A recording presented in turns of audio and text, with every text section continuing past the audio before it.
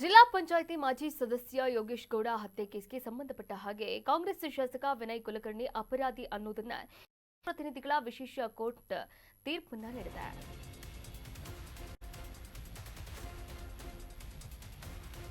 ಜಿಲ್ಲಾ ಪಂಚಾಯಿತಿ ಮಾಜಿ ಸದಸ್ಯ ಯೋಗೇಶ್ ಗೌಡ ಹತ್ಯೆ ಕೇಸ್ ಕಾಂಗ್ರೆಸ್ ಶಾಸಕ ವಿನಯ್ ಕುಲಕರ್ಣಿ ಅಪರಾಧಿ. ಜನಪ್ರತಿನಿಧಿಗಳ ವಿಶೇಷ ಕೋರ್ಟ್ನಿಂದ ತೀರ್ಪನ್ನ ನೀಡಲಾಗಿದೆ.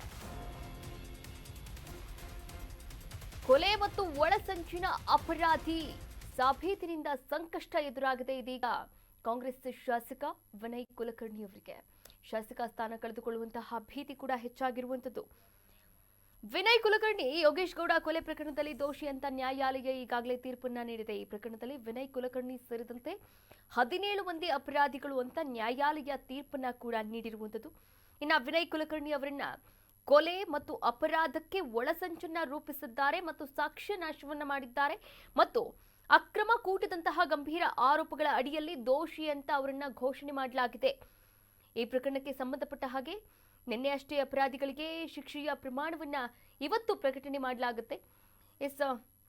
ವಿನಯ್ ಕುಲಕರ್ಣಿ ವಿರುದ್ಧ ಸಾಕ್ಷ್ಯಾಧಾರಗಳು ಕೂಡ ಅಂದ್ರೆ ಸಾಕ್ಷ್ಯನಾಶ ಈ ಒಂದು ಆರೋಪವನ್ನ ಕೂಡ ಹೊರಿಸಲಾಗಿರುವಂತದ್ದು. ಕೊಲೆ ಒಳಸಂಚಿನ ಅಪರಾಧಿ ಸಾಬೀತಿನಿಂದ ಸಂಕಷ್ಟ ಎದುರಾಗಿದೆ. ಹೀಗಾಗಿ ಶಾಸಕ ಸ್ಥಾನವನ್ನ ಕಳೆದುಕೊಳ್ಳುವಂತಹ ಭೀತಿ ಕೂಡ ವಿನಯ್ ಕುಲಕರ್ಣಿ ಅವರಿಗೆ ಎದುರಾಗಿರುವಂತದ್ದು.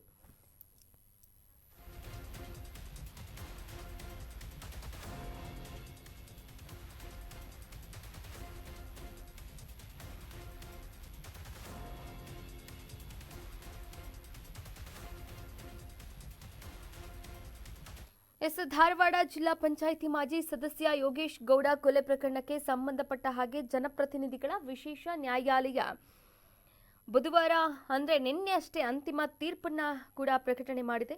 ಈ ಪ್ರಕರಣದಲ್ಲಿ ಮಾಜಿ ಸಚಿವ ವಿನಯ್ ಕುಲಕರ್ಣಿ ಸೇರಿದಂತೆ ಒಟ್ಟಾರೆಯಾಗಿ 17 ಮಂದಿ ಆರೋಪಿಗಳ ಭವಿಷ್ಯ ನಿರ್ಧಾರವಾಗಿರುವಂತದ್ದು. ಆರೋಪಿ ಅನ್ನೋದು ಸಾಬೀತಾಗಿದೆ. ಹೀಗಾಗಿ ಸಾಬೀತಿನಿಂದ ಸಂಕಷ್ಟ ಕೂಡ ಎದುರಾಗ್ತಾ ಇರುವಂತದ್ದು. ಈ ಕುರಿತಂತೆ ಮತ್ತಷ್ಟು ಅಪ್ಡೇಟ್ಸ್ ಅನ್ನ ನೀಡೋಕೆ ನಮ್ಮ ಪ್ರತಿನಿಧಿ ಅಭಿಷೇಕ್ ದೂರವಾಣಿ ಸಂಪರ್ಕದ ಮೂಲಕ ಜಾಯಿನ್ ಆಗ್ತಾ ಇದ್ದಾರೆ. ಅಭಿಷೇಕ್, ಈಗಾಗಲೇ ದೋಷಿ ಅಂತ ಗೊತ್ತಾಗಿರುವಂತದ್ದು ವಿನಯ್ ಕುಲಕರ್ಣಿ ಅವರು. ಈ ಕುರಿತಂತೆ ಏನೆಲ್ಲ ಅಪ್ಡೇಟ್ಸ್ ಇದೆ ಅಭಿಷೇಕ್ ಸದ್ಯದ ಮಟ್ಟಿಗೆ? ಕಾವ್ಯ, ಯೋಗೇಶ್ ಗೌಡ ಕೊಲೆ ಪ್ರಕರಣಕ್ಕೆ ಸಂಬಂಧಪಟ್ಟಂತೆ ನಿನ್ನೆ ಗಜನನ ಭಟ್ ನೇತೃತ್ವದ ಜನಪ್ರತಿನಿಧಿ ವಿಶೇಷ ನ್ಯಾಯಾಲಯ ಪ್ರಮುಖವಾಗಿ ಏನು ಶಾಸಕ ವಿನಯ್ ಕುಲಕರ್ಣಿ ಸೇರಿದಂತೆ ಪ್ರಮುಖವಾಗಿ 17 ಆರೋಪಿಗಳಿಗೆ ಸೆಕ್ಷನ್ 302, 120B, 148 ಅಂಡ್ 149 ಸೆಕ್ಷನ್ ಪ್ರಕಾರ ದೋಷಿಗಳೆಂದು ತೀರ್ಪನ್ನ ಕೊಟ್ಟಿದೆ. ಜನಪ್ರತಿನಿಧಿ ಕಾಯ್ದೆ ಪ್ರಕಾರ ಯಾವುದೇ ಒಬ್ಬ ಶಾಸಕನಿಗೆ 2 ವರ್ಷ ಗರಿಷ್ಠ ಶಿಕ್ಷೆ ಆದ್ರೆ ಆತ ಸಹಜವಾಗಿಯೇ ತನ್ನ ಒಂದು ಶಾಸಕ ಸ್ಥಾನ ಅಥವಾ ಯಾವುದೇ ಒಂದು ಸಂವಿಧಾನಬದ್ಧ ಆಗಿರ್ತಕ್ಕಂಥ ಸ್ಥಾನವನ್ನ ಕಳೆದುಕೊಳ್ಳುವಂತ ಒಂದು ನಿಯಮ ಇದೆ. ಹೀಗಾಗಿ ಯೋಗೇಶ್ ಗೌಡ ಏನು ಪ್ರಕರಣದಲ್ಲಿ ದೋಷಿ ಎಂದು ಈಗಾಗಲೇ ತೀರ್ಪನ್ನು ಕೊಟ್ಟಿರ್ತಕ್ಕಂಥ ನ್ಯಾಯಾಲಯ ಇದೀಗ ಸಹಜವಾಗಿಯೇ ವಿನಯ್ ಕುಲಕರ್ಣಿ ಅವರು ತಮ್ಮ ಒಂದು ಶಾಸಕ ಸ್ಥಾನವನ್ನ ಕಳೆದುಕೊಳ್ತಾರೆ. ಇಂದು ಪ್ರಮುಖವಾಗಿ ಏನು ಜನಪ್ರತಿನಿಧಿಗಳ ನ್ಯಾಯಾಲಯ ತೀರ್ಪಿನ ಒಂದು ಮುಂದುವರೆದ ಭಾಗವಾಗಿ ತಮ್ಮ ಒಂದು ಶಿಕ್ಷೆಯ ಒಂದು ಪ್ರಕಟವನ್ನ ಇಂದು ಪ್ರಕಟ ಮಾಡುತ್ತೆ. ಹಾಗಾಗಿ ಏನು ಸಹಜವಾಗಿ ನಿನ್ನೆ ಕೂಡ ಏನು ಪೊಲೀಸರು ಶಾಸಕನನ್ನ ವಶಕ್ಕೆ ತೆಗೆದುಕೊಂಡಿದ್ದಾರೆ. ಜೊತೆಗೆ ಅವರ ಕುಟುಂಬಸ್ಥರು ಕೂಡ ಏನು ಶಾಸಕನ ನೋಡಿ ಬಹಳ ಗದ್ಗದಿತರಾಗಿದ್ದಾರೆ. ಜೊತೆಗೆ ಅವರ ಕ್ಷೇತ್ರದಲ್ಲಿ ಅವರ ಕಾರ್ಯಕರ್ತರಾಗಿರ್ಬೋದು, ಬೆಂಬಲಿತರಾಗಿರ್ಬೋದು ಹಾಗೂ ಅವರ ನಿವಾಸಕ್ಕೆ ಈಗಾಗಲೇ ಪೊಲೀಸರು ಕೂಡ ಬಹಳ ಬಿಗಿ ಬಂದೋಬಸ್ತ್ನ ಕೊಟ್ಟಿದ್ದಾರೆ. 2020ರಲ್ಲಿ ಜೈಲು ಪಾಲಾಗಿರ್ತಕ್ಕಂಥ ಶಾಸಕ 2025ರಲ್ಲಿ ಕೂಡ ಜೈಲಿಗೆ ಹೋಗಿ ಬಂದಿದ್ರು. ಫೆಬ್ರವರಿ 28 ಜಾಮೀನಿನ ಮೇರೆಗೆ ಹೊರಗಡೆ ಬಂದು ಮತ್ತೆ ಈಗ ಪರಪ್ಪನಗರ ಜೈಲಿಗೆ ಸೇರುವಂತ ಪರಿಸ್ಥಿತಿ ಒದಗಿ ಬಂದಿರುವಂತದ್ದು ಸಹಜವಾಗಿ ಒಂದಷ್ಟು ಶಾಸಕನಿಗೆ ಆತಂಕಕ್ಕೆ ದಾರಿ ಮಾಡಿಕೊಟ್ಟಿದೆ. ಹೀಗಾಗಿ ಇಂದು ಶಿಕ್ಷೆಯ ಪ್ರಮಾಣ ನ್ಯಾಯಾಧೀಶರು ಪ್ರಕಟ ಮಾಡ್ತಾರೆ. ನಂತರ ಏನು ಜೈಲಿನ ಅಧಿಕಾರಿಗಳಿಗೆ ಪೊಲೀಸರು ಶಾಸಕನನ್ನು ಸೇರಿದಂತೆ ಸುಮಾರು 17 ಆರೋಪಿಗಳನ್ನ ಜೈಲಿಗೆ ಒಪ್ಪಿಸ್ತಾರೆ. ಕಾವ್ಯ, ಥ್ಯಾಂಕ್ ಯು ಅಭಿಷೇಕ್, ತಮ್ಮೆಲ್ಲ ಡೀಟೇಲ್ಸ್ಗಾಗಿ ಧನ್ಯವಾದಗಳು.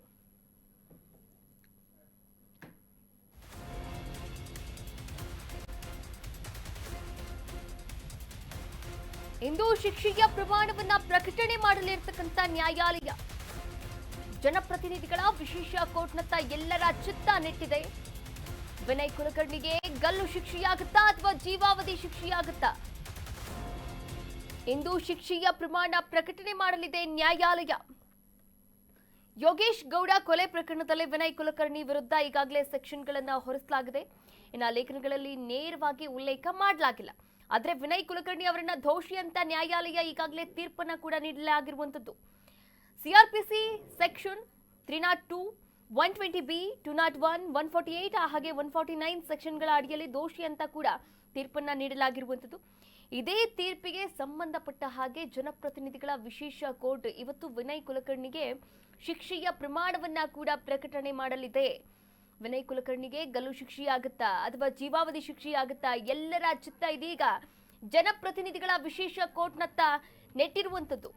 ಇನ್ನು ಕೊಲೆ ಕೇಸ್ನಲ್ಲಿ ವಿನಯ್ ಕುಲಕರ್ಣಿ ಈಗಾಗಲೇ ಜೈಲು ಪಾಲಾಗಿದ್ದಾರೆ. ಈ ಕುರಿತಂತೆ ಇಂದು ಶಿಕ್ಷೆಯ ಪ್ರಮಾಣವನ್ನ ಕೂಡ ಪ್ರಕಟಣೆ ಮಾಡುತ್ತೆ ಮಾನ್ಯ ನ್ಯಾಯಾಲಯ.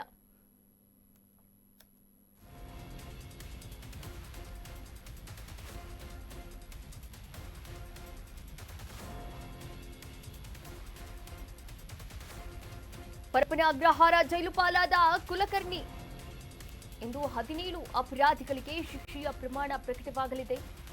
ಶಿಕ್ಷೆಯ ಪ್ರಮಾಣದ ಬಗ್ಗೆ ಇಂದು ವಾದ ಮಂಡನೆಯಾಗುತ್ತೆ. ವಾದ ಮಂಡನೆಯ ಬಳಿಕ ಶಿಕ್ಷೆ ಪ್ರಮಾಣ ಪ್ರಕಟವಾಗುತ್ತೆ. ಶಿಕ್ಷೆಯ ಪ್ರಮಾಣವನ್ನ ಪ್ರಕಟಣೆ ಮಾಡಲಿರ್ತಕ್ಕಂಥ ಮಾನ್ಯ ನ್ಯಾಯಾಲಯ ವಿನಯ್ ಕುಲಕರ್ಣಿ ಸೇರಿದಂತೆ 17 ಜನ ಅಪರಾಧಿಗಳು ಅಂತ ತೀರ್ಪನ್ನ ಕೂಡ ನೀಡಿದೆ. ನಿನ್ನೆ ಪ್ರಕರಣದ ತೀರ್ಪು ಪ್ರಕಟಣೆ ಮಾಡಿರ್ತಕ್ಕಂಥ ಕೋರ್ಟ್ 17 ಮಂದಿ ಅಪರಾಧಿಗಳು ಅಂತ ಕೋರ್ಟ್ ಈಗಾಗಲೇ ತೀರ್ಪನ್ನ ಕೂಡ ಪ್ರಕಟಣೆ ಮಾಡಿದೆ. ಕಾಂಗ್ರೆಸ್ ಶಾಸಕ ವಿನಯ್ ಕುಲಕರ್ಣಿ ಸೇರಿದಂತೆ 17 ಮಂದಿಗಳನ್ನ ಈಗಾಗಲೇ ದೋಷಿಗಳು ಅಂತ ತೀರ್ಪನ್ನ ನೀಡಲಾಗಿರುವಂತದ್ದು. ಧಾರವಾಡ ಜಿಲ್ಲಾ ಪಂಚಾಯತ್ ಮಾಜಿ ಸದಸ್ಯ ಯೋಗೇಶ್ ಗೌಡ ಹತ್ಯೆ ಪ್ರಕರಣದ ಅಂತಿಮ ತೀರ್ಪನ್ನ ನಿನ್ನೆ ಅಷ್ಟೇ ಪ್ರಕಟಣೆ ಮಾಡಿದೆ ಮಾನ್ಯ ನ್ಯಾಯಾಲಯ. ಒಟ್ಟಾರೆಯಾಗಿ ಈ ಪ್ರಕರಣದಲ್ಲಿ 21 ಆರೋಪಿಗಳ ವಿರುದ್ಧ ಅಂತಿಮ ತೀರ್ಪನ್ನ ಕೂಡ ಪ್ರಕಟಣೆ ಮಾಡಲಾಗಿರುವಂತದ್ದು. ಒಟ್ಟಾರೆಯಾಗಿ ನಾವಿಲ್ಲಿ ಗಮನಿಸ್ತಾ ಹೋಗೋದಾದ್ರೆ 17 ಅಪರಾಧಿಗಳಿಗೆ ಶಿಕ್ಷೆಯ ಪ್ರಮಾಣವನ್ನ ಇವತ್ತು ಪ್ರಕಟಣೆ ಮಾಡಲಾಗುತ್ತೆ. ವಾದವನ್ನ ಮಾಡಲಾಗುತ್ತೆ. ವಾದ ಮಂಡನೆಯ ಬಳಿಕ ಶಿಕ್ಷೆಯ ಪ್ರಮಾಣವನ್ನ ಕೂಡ ಪ್ರಕಟಣೆ ಮಾಡಲಿದೆ ಜನಪ್ರತಿನಿಧಿಗಳ ನ್ಯಾಯಾಲಯ.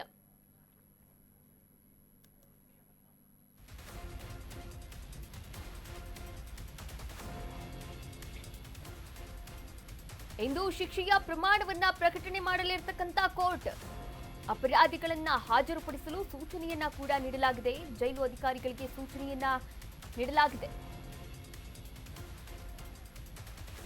ಪರಪ್ಪನ ಅಗ್ರಹಾರ ಜೈಲು ಪಾಲಾಗಿರ್ತಕ್ಕಂಥ ವಿನಯ್ ಕುಲಕರ್ಣಿ ಸೇರಿದಂತೆ 17 ಮಂದಿ ಆರೋಪಿಗಳು ಅವರನ್ನೆಲ್ಲ ಕೂಡ ಇಂದು ಮತ್ತೆ ನ್ಯಾಯಾಲಯಕ್ಕೆ ಹಾಜರುಪಡಿಸಲಾಗುತ್ತೆ. ವಾದವನ್ನ ಕೂಡ ಮಂಡನೆ ಮಾಡಲಾಗುತ್ತೆ. ಆನಂತರ ಶಿಕ್ಷೆಯ ಪ್ರಮಾಣವನ್ನ ಕೂಡ ಪ್ರಕಟಣೆ ಮಾಡುತ್ತೆ ನ್ಯಾಯಾಲಯ. ಅಪರಾಧಿಗಳನ್ನ ಹಾಜರುಪಡಿಸೋಕೆ ನ್ಯಾಯಾಲಯ ಸೂಚನೆಯನ್ನ ಕೂಡ ನೀಡಿದೆ. ಜೈಲು ಅಧಿಕಾರಿಗಳಿಗೆ ಸೂಚನೆ ನೀಡಿರ್ತಕ್ಕಂಥ ಜಡ್ಜ್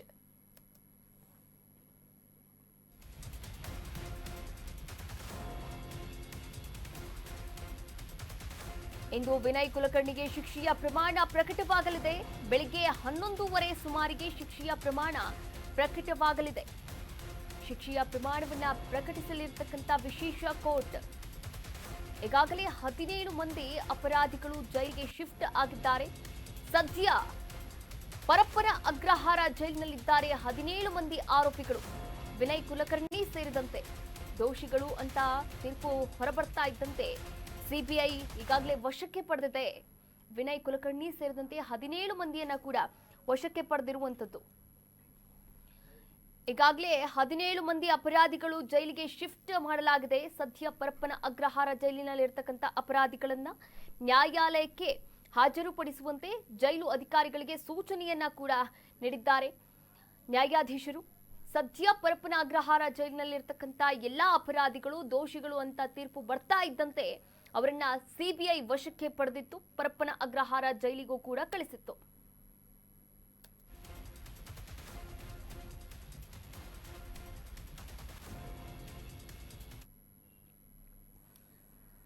ಇಡೀ ಕರ್ನಾಟಕವೇ ಬೆಚ್ಚಿ ಬಿದ್ದಿದ್ದಂತಹ ಧಾರವಾಡದ ಜಿಲ್ಲಾ ಪಂಚಾಯತ್ ಸದಸ್ಯ ಯೋಗೇಶ್ ಗೌಡ ಹತ್ಯೆ ಪ್ರಕರಣದ ಅಂತಿಮ ತೀರ್ಪು ನಿನ್ನೆ ಅಷ್ಟೇ ಹೊರಬಿದ್ದಿರುವಂತದ್ದು. ಎಲ್ಲರೂ ಕಾತುರದಿಂದ ಕಾಯ್ತಾ ಇದ್ರು, ಆತಂಕದಿಂದ ಎದುರು ನೋಡ್ತಾ ಇದ್ರು. ಯೋಗೇಶ್ ಗೌಡ ಹತ್ಯೆ ಪ್ರಕರಣದಲ್ಲಿ ಶಾಸಕ ವಿನಯ್ ಕುಲಕರ್ಣಿ ದೋಷಿ ಅಂತ ಈಗಾಗಲೇ ಸಾಬೀತಾಗಿರುವಂತದ್ದು.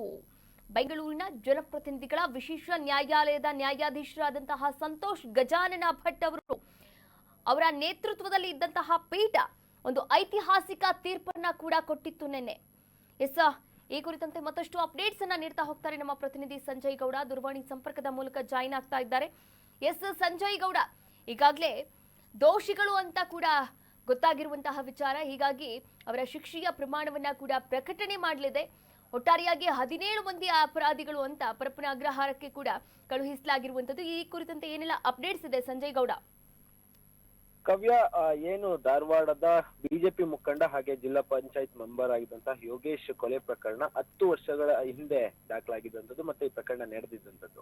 ಅದಾದ ಬಳಿಕ ಈ ಕೇಸನ್ನ ಸಿಬಿಐಗೆ ವಹಿಸ್ತಾರೆ. ಅದಾದ ಬಳಿಕ ಏನು ಸಿಬಿಐ ಕೂಡ ಒಂದಿಷ್ಟು ಚಾರ್ಜ್ ಶೀಟ್ ಅನ್ನ ಏನು ಆರೋಪಿಗಳ ವಿರುದ್ಧ ಕೋರ್ಟ್ಗೆ ಸಬ್ಮಿಟ್ ಅನ್ನ ಮಾಡುತ್ತೆ. ಅದಾದ್ಮೇಲೆ 6 ವರ್ಷಗಳ ಕಾಲ ಒಂದು ಟ್ರಯಲ್ ಅನ್ನ ಮುಗಿಸಿ ಈಗ ಈ ಒಂದು ಕೇಸ್ಗೆ ತಾರ್ಕಿಕ ಅಂತ್ಯವನ್ನ ಕಂಡಿರುವಂತದ್ದು. ಅಂದ್ರೆ ಏನು 17 ಮಂದಿಗೆ ಅಂದ್ರೆ 27 ಮಂದಿ ಆರೋಪಿಗಳ ಒಂದು ಪಟ್ಟಿ ಇತ್ತು. ಆ ಒಂದು ಪಟ್ಟಿ ಪೈಕಿ 17 ಮಂದಿಗೆ ಈಗ ದೋಷಿ ಅಂತ ಹೇಳಿ ಆದೇಶವನ್ನ ಕೋರ್ಟ್ ಸದ್ಯಕ್ಕೆ ಕೊಟ್ಟಿರುವಂತದ್ದು. ಅದಾದ ಬಳಿಕ ಅಲ್ಲಿದ್ದಂತಹ 17 ಮಂದಿ ಏನು ಆರೋಪಿಗಳಿದ್ರು ಅವ್ರನ್ನ ನಿನ್ನೆ ಪರಪ್ಪನ ಅಗ್ರಹಾರ ಜೈಲ್ಗೂ ಕೂಡ ಅವ್ರನ್ನ ಬಂಧಿಸಿ ಕರ್ಕೊಂಡೋಗಿರುವಂತದ್ದು. ಇವತ್ತು ಈ ವಿಚಾರಕ್ಕೆ ಸಂಬಂಧಪಟ್ಟ ಹಾಗೆ ಒಂದು ಆರೋಪಿಗಳ ಆರೋಪದ ಮೇರೆಗೆ ಒಂದಿಷ್ಟು ಏನೆಲ್ಲ ಕ್ರಮವನ್ನ ತೆಗೆದುಕೊಳ್ಬೇಕು ಅದನ್ನ ತೆಗೆದುಕೊಂಡು ಅವರಿಗೆ ಏನು ಶಿಕ್ಷೆ ಪ್ರಮಾಣವನ್ನ ಇವತ್ತು ಪ್ರಕಟವನ್ನ ಮಾಡುವಂತ ಒಂದು ಇದನ್ನ ಕೋರ್ಟ್ ತೀರ್ಮಾನವನ್ನ ತೆಗೆದುಕೊಳ್ಳಿದೆ. ಅದಾದ ಬಳಿಕ ಅವರಿಗೆ ಏನೆಲ್ಲ ಪ್ರೊಸೀಜರ್ಸ್ ಇರುತ್ತೆ ಅದೆಲ್ಲ ಮುಗಿಸ್ಕೊಂಡು ಮತ್ತೆ ಅವ್ರನ್ನ ಜೈಲಿಗೆ ಕರ್ಕೊಂಡು ಹೋಗುವಂತ ಕೆಲಸ ಕೂಡ ಆಗುತ್ತೆ. ಪ್ರಮುಖವಾಗಿ ಇದರಲ್ಲಿ ಏನು ವಿನಯ್ ಕುಲಕರ್ಣಿ ಅವರಿದ್ದಾರೆ, ಇವರು ಶಾಸಕರಾಗಿದ್ದಾರೆ ಮತ್ತೆ ಜನನಾಯಕರಾಗಿದ್ದಾರೆ. ಇವರ ಒಂದು ಕೇಸ್ ನಲ್ಲಿ ಇಲ್ಲಿ ಇವರು ಕೂಡ ಒಂದು ದೋಷಿ ಅಂತ ಹೇಳಿ ಪ್ರಕಟ ಆಗಿರುವಂತದ್ದು. ಸದ್ಯ ಅವರನ್ನು ಕೂಡ ಏನು ಒಂದು ಪರಪ್ಪನ ಅಗ್ರಹಾರ ಜೈಲಿಗೆ ಕಳಿಸಿರುವಂತದ್ದು. ಈಗ ಸದ್ಯ ಅವರು ಕೂಡ ಕೋರ್ಟಿಗೆ ಇವತ್ತು ಹಾಜರಾಗ್ತಾರೆ. ಅವ್ರಿಗೂ ಕೂಡ ಒಂದಿಷ್ಟು ಶಿಕ್ಷೆ ಪ್ರಮಾಣ ಎಷ್ಟಿದೆ ಅಂತ ಹೇಳಿ ಪ್ರಕಟ ಆಗುವಂತದ್ದು. ಮತ್ತೆ ಇನ್ನ ಇವರು ಜನನಾಯಕರಾಗಿ ಶಾಸಕರಾಗಿ ಆಯ್ಕೆ ಆದಂತವ್ರು ಈಗ ಆ ಒಂದು ಶಾಸಕ ಸ್ಥಾನಕ್ಕೂ ಕೂಡ ಕುತ್ತು ಬರುವಂತಹ ಸಾಧ್ಯತೆ ಇರುವಂತದ್ದು. ಯಾಕೆಂತ ಹೇಳಿದ್ರೆ ಈಗ ಏನು ಕಳೆದ ತಿಂಗಳಷ್ಟೇ ಕಳೆದ 2-3 ತಿಂಗಳ ಹಿಂದೆ ಅಷ್ಟೇ ಬೇಲನ್ನ ತೆಗೆದುಕೊಂಡು ಆಚೆ ಬಂದಂತ ಕುಲಕರ್ಣಿ ಅವರಿಗೆ ಮತ್ತೆ ಈಗ ಪರಪ್ಪನ ಅಗ್ರಹಾರಕ್ಕೆ ಸೇರುವಂತ ಒಂದು ಇದಾಗಿರುವಂತದ್ದು. ಈಗ ಸದ್ಯ ಅಂದ್ರೆ ಸುಮಾರು 11 ಗಂಟೆಗೆ ಈಗ ಕೋರ್ಟ್ಗೆ ಬಂದು ಅಲ್ಲಿ ನ್ಯಾಯಾಧೀಶರು ಕೂಡ ಒಂದಿಷ್ಟು ಅಂದ್ರೆ ಶಿಕ್ಷೆಯ ಪ್ರಮಾಣವನ್ನ ಪ್ರಕಟ ಮಾಡುವಂತ ಕೆಲಸ ಆಗುವಂತದ್ದು. ಕಾವ್ಯ, ಯಾವ್ಯಾವ ಸೆಕ್ಷನ್ ಗಳನ್ನ ಹಾಕಲಾಗಿದೆ ಸಂಜಯ್ ಈ ಪ್ರಕರಣ ಕುರಿತಂತೆ? ಕಾವ್ಯ, ಈ ಒಂದು ಪ್ರಕರಣದಲ್ಲಿ ಸದ್ಯಕ್ಕೆ ಚಾರ್ಜ್ ಶೀಟ್ ಸಲ್ಲಿಕೆ ಮಾಡುವಂತ ಸಂದರ್ಭದಲ್ಲಿ IPC 120B ಮತ್ತೆ 302, 143 ಹೀಗೆ ಅಂದ್ರೆ ಕೊಲೆಗೆ ಸಹಾಯ ಮಾಡುವಂತದ್ದು ಮತ್ತೆ ಕೊಲೆ ಮಾಡಿರುವಂತದ್ದು ಮತ್ತೆ ಕೊಲೆಗೆ ಒಂದು ಪೂರ್ವ ನಿಯೋಜಿತವಾಗಿ ಅದಕ್ಕೆ ಪ್ಲಾನ್ ಅನ್ನ ಮಾಡುವಂತ ಕೆಲಸವನ್ನ ಮಾಡದಂತಹ ಒಂದಿಷ್ಟು ಕೇಸ್ಗಳನ್ನ ಹಾಕಿ ಅದರಲ್ಲಿ ಸೆಕ್ಷನ್ ಅನ್ನ ಹಾಕುವಂತದ್ದು. ಪ್ರಮುಖವಾಗಿ 120B ಮತ್ತೆ 302 ಅಂದ್ರೆ ಕೊಲೆಗೆ ಏನು ಕೊಲೆ ಮಾಡಿರುವಂತದ್ದು ಮತ್ತೆ 147, 148 ಮತ್ತೆ IPC 149 ಏನಿದೆ ಇದು ಕೊಲೆಗೆ ಸಹಾಯವನ್ನ ಮಾಡುವಂತ ಕೆಲಸವನ್ನ ಮಾಡಿದವರಿಗೆ ಈ ಒಂದು ಸೆಷನ್ ಅನ್ನ ಹಾಕಿ ಎಲ್ಲ 17 ಮಂದಿಯ ಮೇಲೆ ಸಂಪೂರ್ಣವಾಗಿ ಯಾವುದೇ ರೀತಿಯ ಏನು ತಪ್ಪಿಸ್ಕೊಳ್ಬಾರ್ದು ಆ ನಿಟ್ಟಿನಲ್ಲಿ ಸಿಬಿಐ ಒಂದು ಚಾರ್ಜ್ ಶೀಟ್ ಅನ್ನ ಕೊಟ್ಟಿತ್ತು. ಅದಾದ ಬಳಿಕ ಕೋರ್ಟ್ ಕೂಡ ಈಗ ಆ ಒಂದು ವಿಚಾರಣೆಯನ್ನ ನಡೆಸಿ ಈಗ ಸದ್ಯ ಅವ್ರಿಗೂ ಕೂಡ ದೋಷಿ ಅಂತ ಹೇಳಿ ಪ್ರಕಟವನ್ನ ಮಾಡಿರುವಂತದ್ದು. ನೋಡ್ಬೇಕಿದೆ ಅಂದ್ರೆ ಅವರ ಶಿಕ್ಷೆ ಪ್ರಮಾಣ ಯಾವ ರೀತಿ ಇರುತ್ತೆ ಮತ್ತೆ ಅವರು ಮಾಡಿರುವಂತ ಆರೋಪದ ಮೇಲೆ ಶಿಕ್ಷೆ ಪ್ರಮಾಣ ನಿಗದಿ ಆಗ್ತಾ ಇರುವಂತದ್ದು. ಸೊ ಯಾರ್ಯಾರಿಗೆ ಎಷ್ಟೆಷ್ಟು ಶಿಕ್ಷೆ ಆಗುತ್ತೆ ಅನ್ನೋದನ್ನ ಈಗ ಕಾದ್ ನೋಡ್ಬೇಕಾಗಿರುವಂತದ್ದು. ಇನ್ನ ಶಾಸಕ ಸ್ಥಾನದಲ್ಲೂ ಕೂಡ ಇರುವಂತದ್ದು ಸಂಜಯ್, ನಾವಿಲ್ಲಿ ಗಮನಿಸ್ತಾ ಹೋಗೋದಾದ್ರೆ ಸುಮಾರು 10 ವರ್ಷಗಳ ಕಾಲ ಈ ಒಂದು ವಿಚಾರಣೆ ನಡೆದಿರುವಂತದ್ದು. ಇನ್ನ ಹೈಕಮಾಂಡ್ ಯಾವೆಲ್ಲ ಒಂದು ನಿರ್ಧಾರಗಳನ್ನ ಕಟ್ಟುನಿಟ್ಟಿನ ಕ್ರಮಗಳನ್ನ ಇವ್ರ ಮೇಲೆ ತೆಗೆದುಕೊಳ್ಬಹುದು?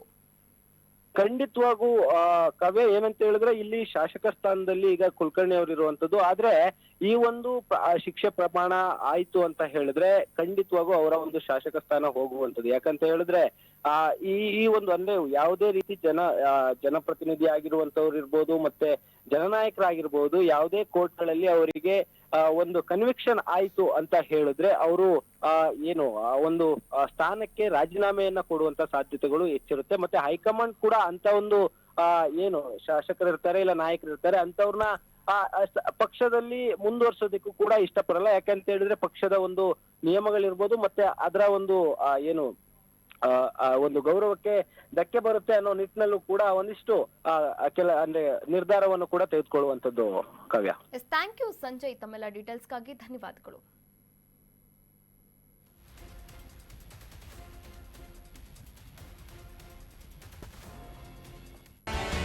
ಕರ್ನಾಟಕ ನ್ಯೂಸ್ ಬೀಟ್ ಫಾಲೋ ಮಾಡಿ, ಸಬ್ಸ್ಕ್ರೈಬ್ ಮಾಡಿ